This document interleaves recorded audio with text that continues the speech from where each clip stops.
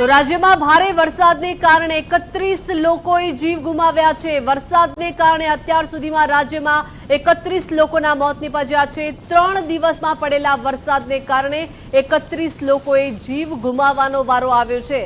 નવસારી, વલસાડ સહિતના જિલ્લાઓમાં આ મોત થયા છે। અગાઉ સુરતમાં પૂરના કારણે 25 લોકોના મોત નિપજ્યા હતા, જ્યારે રાજ્યમાં આ વરસાદની સિઝનમાં કુલ 56 લોકો મોતને ભેટ્યા છે। તો આપણી સાથે સંવાદદાતા નિકુંજ જાની જોડાયેલા છે। નિકુંજ, રાજ્યમાં ભારે વરસાદને કારણે અત્યારે 31 લોકોના ભોગ લેવાઈ ગયા છે, શું વિગતો છે?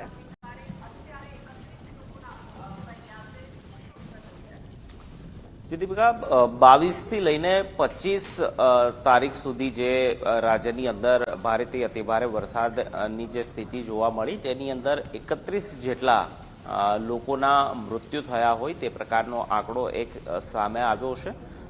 અગાઉ સુરત પૂર જે ખાડીપુર આવ્યું હતું તેની અંદર 25 જેટલા માનવ મૃત્યુની ઘટના બની હતી અને છેલ્લા 4 દિવસ દરમિયાન જે રાજ્યભરની અંદર વરસાદી વાતાવરણ રહ્યું, ભારે વરસાદ ખાસ વાપી, વલસાડ, નવસારી સહિતના જિલ્લાઓની અંદર પડ્યો અને તેના કારણે 31 જેટલી હ્યુમન કેઝ્યુઅલિટી માનવ મૃત્યુની ઘટના સામે આવી છે।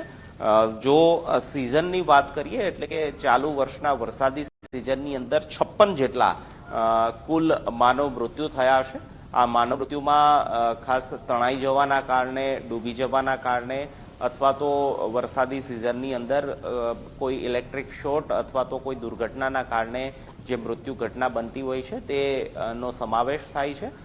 ચાલુ 4 દિવસની અંદર જે વરસાદ થયો તેમાં 31 અને અગાઉ જે સુરતની અંદર ખાડીપુરની જે સ્થિતિ હતી તેની અંદર 25 જેટલા માનવ મૃત્યુ થયા હતા અને સિઝનના કુલ અત્યાર સુધીમાં 56 જેટલા માનવ મૃત્યુ થયા હોય તે પ્રકારની ઘટના સામે આવી છે। રાજ્ય સરકારનો એ પૂરતો પ્રયાસ હોય છે કે આ પ્રકારની સ્થિતિની અંદર ઝીરો કેઝ્યુઅલિટી થાય, જેના કારણે જ લોકોનું રેસ્ક્યુ અને જે વિસ્તારો અગાઉથી ભયજનક હતા, જ્યાં પાણી ઘૂસવાની શક્યતાઓ હતી, તેવા વિસ્તારોની અંદર રહેતા જે લોકો છે તેને અગાઉથી જ તેમનું સ્થળાંતર કરવામાં આવ્યું હતું। જે લોકો કપરી પરિસ્થિતિની અંદર મુકાયા હતા, નવસારીના ગણદેવીની અંદર ગઈકાલના દ્રશ્યો આપણે જોયા હશે કે લોકોને એરલિફ્ટ કરીને તેનું રેસ્ક્યુ કરવામાં આવ્યું હતું, છતાં પણ તંત્રના પૂરા પ્રયાસ હોવા છતાં પણ જે 4-5 દિવસનો ભારે વરસાદ હતો તેમાં કમનસીબે 31 જેટલા માનવ મૃત્યુ થયા છે અને સિઝનના અત્યાર સુધીમાં 56 જેટલા માનવ મૃત્યુ થયા હોય તે પ્રકારની ઘટના બની છે। જી નિકુંજ, આભાર તમામ વિગતો સાથે જોડાયા તે માટે।